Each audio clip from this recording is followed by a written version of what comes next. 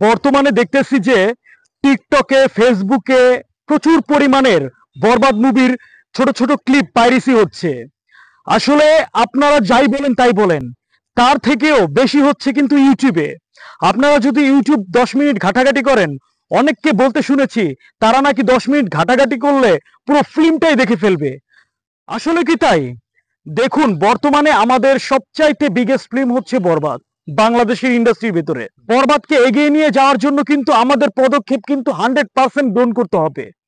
আমি মেহেদী হাসান হৃদয়কে বলতে চাই, আর সিনেমার প্রযোজককেও বলতে চাই, দেখুন যারা এই সিনগুলো করছে, যারা ছোট ছোট হল থেকে ক্লিপ করে সোশ্যাল মিডিয়াতে ছেড়ে দিচ্ছে, তাদের বিরুদ্ধে আরো কঠোর হতে হবে।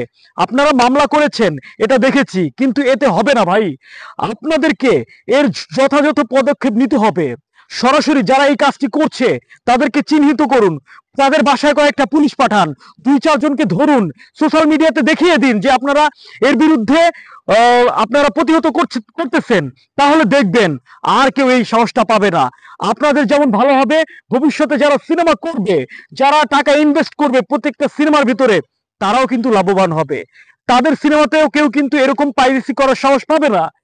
তো আমি শুধু তাদেরকেই বলতে চাই না, আমি আরো হল মালিকদেরও বলতে চাই, যারা হল মালিক রয়েছেন তারা প্রত্যেকটা সিনেমায় আগে থেকে অ্যানাউন্স করে দিবেন যে আপনারা যারা এই সিনেমাটি দেখতে আসছেন তারা কেউ মোবাইল দিয়ে ভিডিও ধারণ করবেন না। কারণ এই সিনেমার সাথে আপনারা হল মালিকরা জড়িত।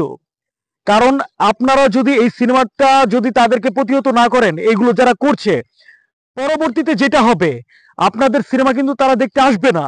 কারণ তারা, অনেককে দেখি যে ফেসবুকে লেখালেখি করছে, অনেক ফ্যানদেরও দেখছি যে ফেসবুকে লেখালেখি করছে যে বরবাদ সিনেমা যদি 10-15 মিনিট যদি তারা ফেসবুকে থাকে, তাহলে নাকি তারা মূল যেই সিনেমার আকর্ষণ সিনগুলো সেগুলো নাকি দেখেই ফেলে। তাহলে কি লাভ হলো? তাহলে মেহেদী হাসান হৃদয় টেইলার দিলেন না।